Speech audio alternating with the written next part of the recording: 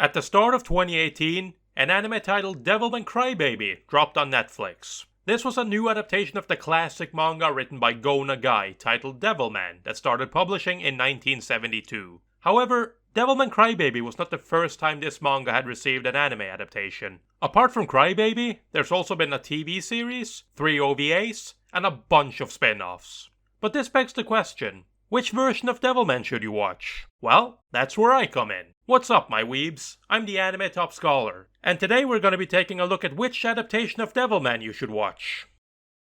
So before we jump into the different adaptations, let's quickly go over the story of Devilman. Devilman follows a timid teenage boy named Akira Fudo. He lives with his friend Miki Makimura and her family after his own parents were killed on a trip to the Arctic.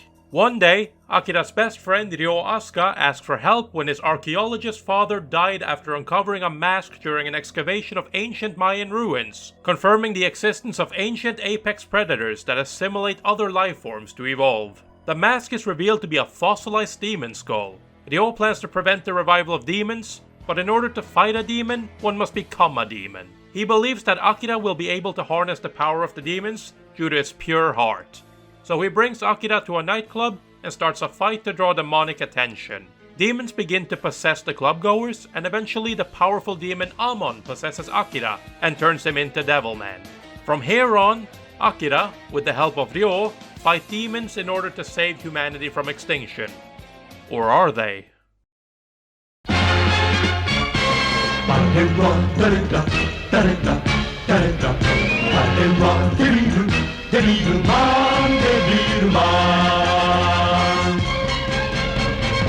So up first, it only makes sense to start at the beginning with the 1972 TV series called Devilman.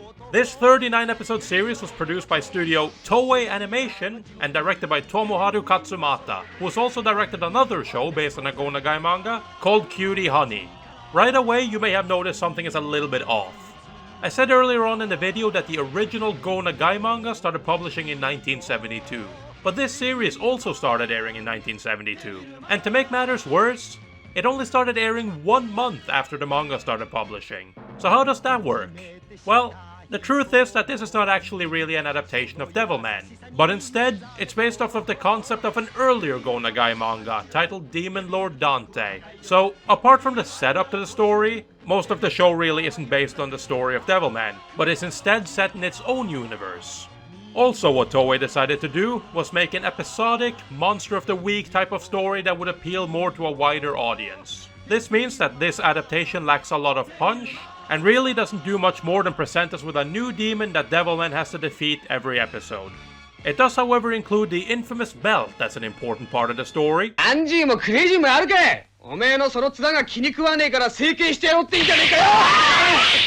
Yep, best part of the show right there. The original 1972 Devilman is an interesting series to watch in the broader context of the many adaptations of the manga, but as a standalone piece of media, it is honestly really forgettable. It's a shame that the best they could do with this was to make a sort of tokusatsu series out of it. But since the manga was being made while the series was airing, it's also not hard to understand why they couldn't just adapt the story as is. So the original Devilman anime serves as a reminder that you shouldn't make a show based on something that is not yet out. And that is probably the best I can say about it. This series is not fun to watch, and quite frankly, it is just a really bad and uninspired show that seemed more like an opportunity to cash in on the hype surrounding Devilman than a desire to make a good show.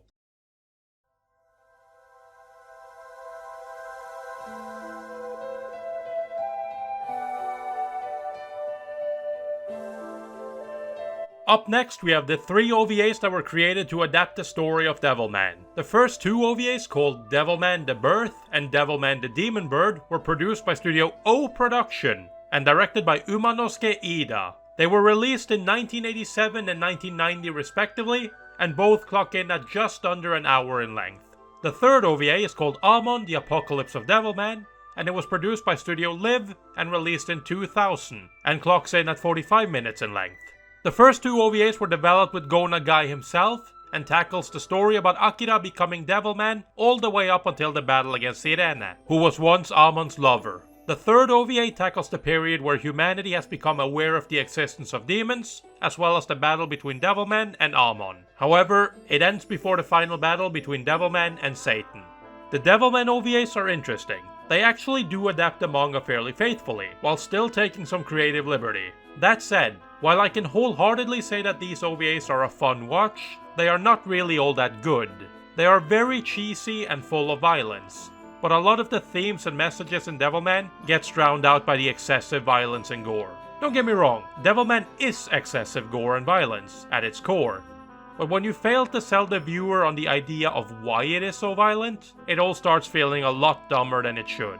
That said, the OVAs are entertaining at the very least, and I'm particularly fond of the third OVA, Amon the Apocalypse of Devilman. But for as fun as they might be, I would not recommend this as your starting point for the series, as the themes that makes Devilman what it is are simply missing from this version. I would, however, recommend these OVAs if you're looking for some dumb fun to watch together with friends.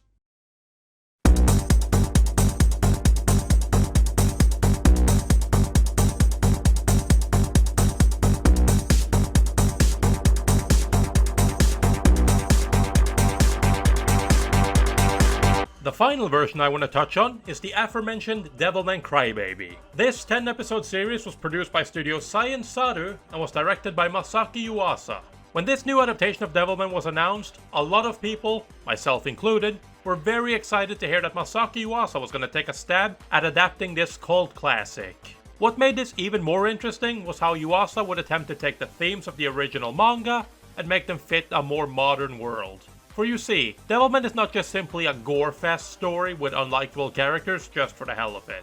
Devilman was made as an anti-war story, with the intent of serving as a warning. For as Nagai said himself, there is no justice in war, any war, nor is there any justification for human beings killing one another. These themes, I feel, come across way better in Devilman Crybaby than any other version of Devilman.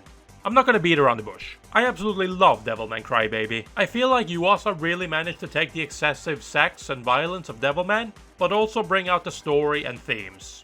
Not only that, but the fact that they also decided to change some things to make it more relevant to people today really helps make Devilman feel more modern than it actually is. And for as cheesy as it is, I love how such a simple thing as adding a group of rappers to this series really changed the delivery of Devilman, and provided an opportunity for them to use rap as a way to highlight some of the problems that in the manga you're just supposed to infer from the horrible situation they're in. Because, for as enjoyable as Devilman is, it is a relic of a time past. And while its themes and messages might be timeless, the way it goes about portraying them has not exactly aged well. It's easy to mistake the violence as glorifying, when in reality, it's quite the opposite. It's violent to show you just how horrible all this senseless killing actually can be, and that honestly comes across best in Devilman Crybaby. So yeah, if you're thinking of getting into Devilman, I would suggest you watch Crybaby. It's gory, violent, and not for the faint of heart. But it is also a very raw take on how horrible humans can be when fear is setting in, and how wars are fueled by this fear and hatred. So those were my thoughts on the different adaptations of Devilman. Now obviously, I didn't go through every adaptation since there's a bunch of spin-offs and crossovers as well. But these three versions of Devilman are the most notable adaptations of the manga. Devilman Crybaby is in my opinion the far superior version of Devilman, but if you disagree with me, be sure to leave a comment telling me how wrong I am. Anyways, I hope you've enjoyed this video. If you have, then don't forget to leave a like, comment, and subscribe for more anime related content from the anime top scholar himself. Peace.